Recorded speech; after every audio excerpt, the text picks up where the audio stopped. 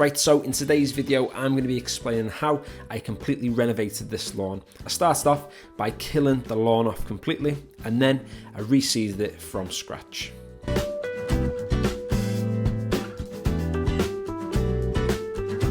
So I started off by scalping the lawn completely, which just means taking it down to the lowest level possible. I went on with an electric scarifier to rip out any of the thatch, which is all the dead matter within your lawn, and then I finished off by getting on with some weed killer. Now, there is a video on my channel showing you all of this. I'll leave a link on screen in case you want to see this in more detail.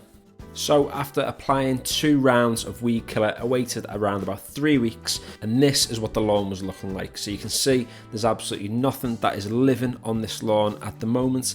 A few weeds did start to come through, but these were not weeds that were already there. They were from weed seeds, which were already deep within the soil, which had just germinated over those few weeks. So I pulled some of them, and then it was time to actually really get on and start the renovation. So the method that I went with for this renovation was quite straightforward. All I decided to do was get on with a little bit of topsoil just to act as a nice, loose, soft seed bed for the new seeds that would be going down. Now, this patch of grass hasn't really been touched much in the past 3 years, so there's been the odd year where I've actually tried to cut it and maintain it. Weeds just got massively out of hand, so after killing off the entire lawn, I didn't really want to aerate it, because even though it's been sat for about 3 years, it wasn't massively compacted because there's not really any foot traffic that goes over this lawn with it being on the other side of a fence. So I thought the best protocol would just be to get on with a little bit of topsoil just to act as a nice loose seedbed. I am using a lawn loop just to smooth out that soil, and that's just going to help to get a nice smooth seedbed. If you've got quite a big space, what you can do is you can get yourself a bulk bag of topsoil, which is much more cost effective than using the bags that I am in this video, but it depends entirely on the size of your lawn. If you've got a really small lawn and it's fairly level, then you probably don't need to be buying a massive bulk bag. However, if your lawn is quite uneven, then a bulk bag might be more cost effective, but I mean, it entirely depends on convenience and a load of other factors that go into whatever your project is going to look like. I do have a few videos on my channel where I have leveled lawns to get them nice and smooth, so if you'd like to check them out, they will be somewhere in the description below, or you can head over to my channel and check them out there.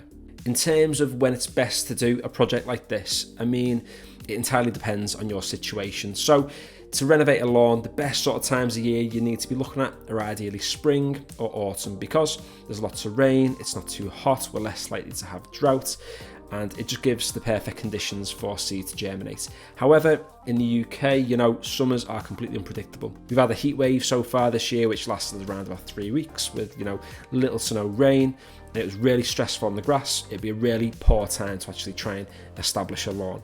However, the past few weeks, all we've had is rain every day, and we've had quite warm temperatures. So it's not necessarily a time of year that is best, it's just whenever the conditions are favourable. As long as it's warm outside, it means the soil's going to be warm, and ideally you want to be doing a project like this when you've got a little bit of rain due as well, because your seed needs to stay moist during that germination period.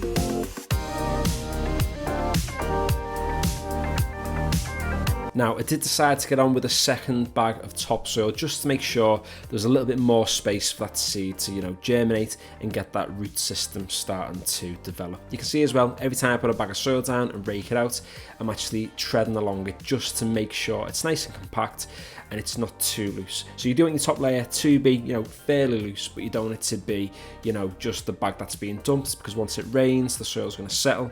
And if you don't actually compact it down, you can end up with a lawn that's slightly uneven. Some people will say that you need to get on with a roller to actually compact it, and that would be ideal, but it's absolutely not necessary. You can just get on, tread along it, take your time, and compact it that way. So after putting the soil down, I went along with the rake just lightly, just to loosen up that top layer so that the seeds have something to almost fall into when they're dropped using the drop spreader. And you can see here I'm using the Scott's drop spreader to apply the seed. I've got the drop spreader on the highest setting, which is 18, and the reason I go with the highest setting is just purely to do with the shape of the grass seed. Because it's a bit of a longer seed and it's not very wide or, you know, like a uniform shape like a fertilizer would be, having it on the highest setting just means that the seed can be distributed much more easily out the bottom of the actual spreader. And it's the A1 Lawn Premiership Pro grass seed, which is the exact same seed that I've used on all my other lawns too. And the reason I'm sticking with it is because it always turns out really nice. And finally, I top dressed the lawn with a little bit of topsoil. Now, usually I would use compost, but I didn't want to take another trip to the garden centre, and I had a few bags spare in the garage, and I thought, you know, let's not waste it. Let's actually use it and get it down on the lawn. And this is going to do a few things. It's going to prevent a lot of the birds from actually getting to the grass seed because it's just covering it with a nice dusting of topsoil. And also any nutrients that are in your top dressing, it can help the plants once it starts to grow. Now, like I said before, don't be expecting any miracles to happen just from doing this process. You need to keep the seed moist during the germination phase, which is around about 1 to 2 weeks, and even beyond that whilst the plant starts to establish itself. And there we go, this is 4 weeks later and I'm giving it its first cut, and you can see most of the grass has germinated really, really well. There are a few gaps and bare patches in the lawn, which is, you know, completely normal at this stage. A few of them are to do with the fact that this lawn's on quite a bit of a slope, so some of the top dressing with a little bit of seed is almost washed down to where the bushes are, but I've filled in those spaces, I've overseeded them, and they're starting to look quite nice. But you know, after 4 weeks it's looking decent. And again, this is about 4 to 5 days after, you know, the first cut. The lawn's starting to thicken up again, and I did get on with fertilizer after this cut, but I completely forgot to press record on my phone when I did it. And you can see from this shot now all the little gaps in the lawn. When you establish a lawn from seed, do not panic at this phase because the grass is still in its infancy. It's going to thicken up. It's going to get much thicker than what it is. You just need to give it time. You need to get on with fertilizer. Make sure you're cutting it regularly, and it'll, you know, become a really thick, lush lawn. And this is about 4 days after the second cut, and you can see that the grass is in full swing. The fertilizer is starting to kick in. We've had lots of rain, which has helped that fertilizer to dissolve into the soil, and the grass is really thriving.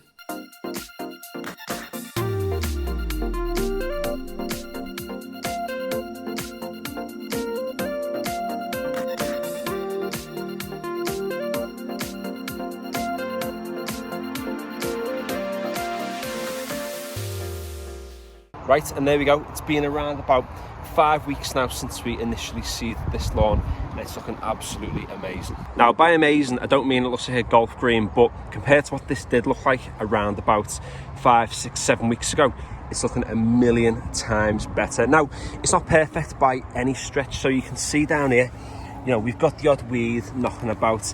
That was always going to be inevitable.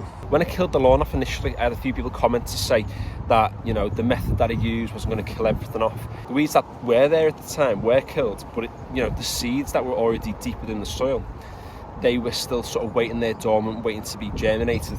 And obviously they germinated, some of them, over the past few weeks. You're never going to be in a situation where you eradicate every single weed. There's always going to be, you know, the odd weed that's going to come through.